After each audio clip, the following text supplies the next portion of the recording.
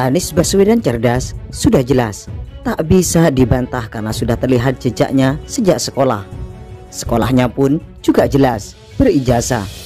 Segala tudingan pada Anies, realitanya banyak yang terbantah.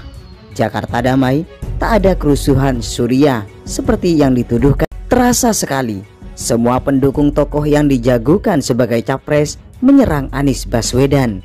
Lantas, apa yang sebenarnya ditakuti dari Anies Baswedan?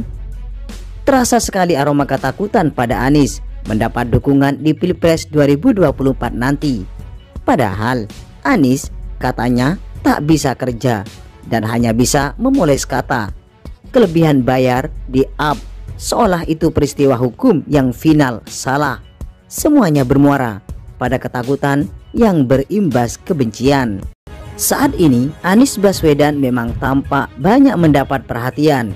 Di setiap kunjungannya menarik banyak pemberitaan. Sejumlah massa menjemput, meneriakinya presiden. Safari ke beberapa daerah tentu akan terus berlanjut dan kerumunan itu akan terus mewarnai. Tampaknya bakal menjadi tren politik 2024. Memilih dan mendukung Anies Baswedan menjadi kebanggaan karena merasa sebagai bagian dari perubahan menuju Indonesia berkemajuan, bermutu, dan cerdas. Simak bagaimana saat Anies Baswedan menyampaikan tentang persatuan pada sejumlah relawannya.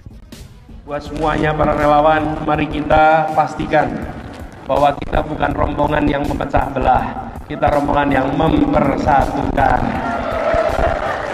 Jangkau semuanya, tidak perlu menjelekkan siapapun.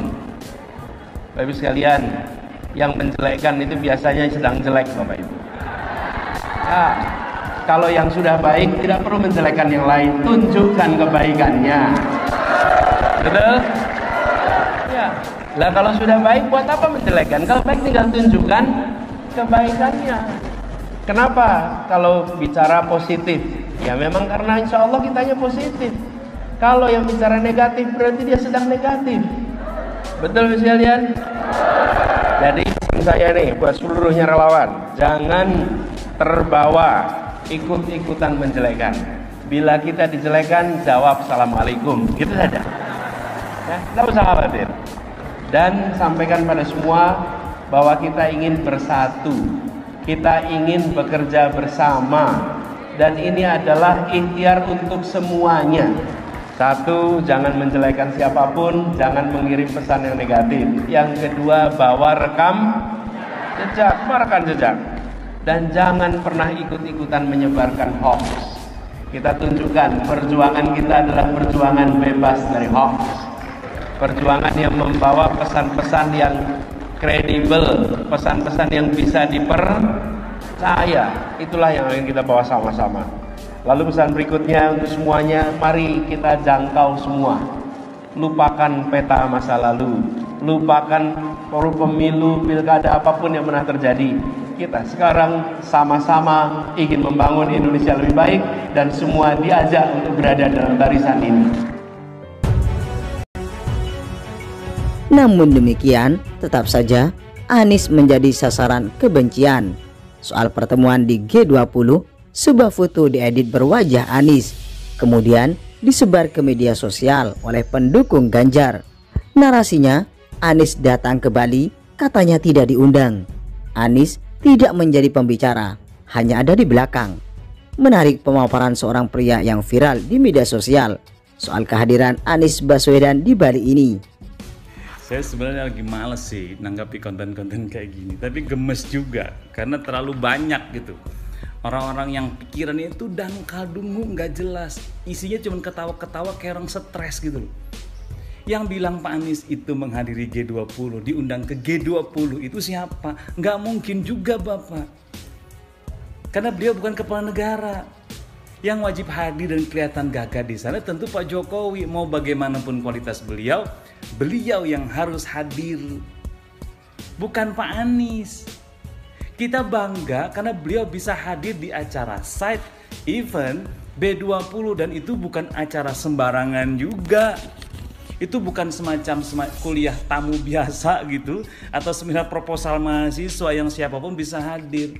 Ente bayar 1 miliar saja untuk menjadi pemateri di sana, kalau tidak punya prestasi apa-apa, nggak akan juga diundang. Makanya yang hadir itu sekelas Elon Musk, sekelas Perdana Menteri Tony Blair, orang-orang hebat yang bisa hadir ke sana, yang diakui prestasinya oleh dunia. Jadi apapun kalian mau bilang Pak Anies nggak punya prestasi apa-apa, dunia ngakui Pak. Ya. Dan dunia ikut tidak sembarangan. Ya. Bukan kayak diakreditasi asal-asalan, borang alias bondongarang. Mbak bisa. Mereka punya standar pengukuran statistik yang jelas. Hasil pertimbangan yang panjang untuk merekomendasikan seorang ini punya prestasi dunia atau tidak. Karena hasil dari materi yang disampaikan di B20 itu akan direkomendasikan ke acara G20. Artinya nanti kalaupun ada hasil yang diputuskan di G20, itu beberapa diantaranya hasil rekomendasi dari acara B20. Secara tidak langsung, pemikiran orang-orang yang di sana termasuk Pak Anies itu kelas-kelas dunia. Dan kami bangga gitu, Pak Anies bisa tampil di sana elegan, berwibawa, berkelas gitu. Pertanyaannya, kalian mampu nggak bos? Tokoh kalian mampu nggak bos?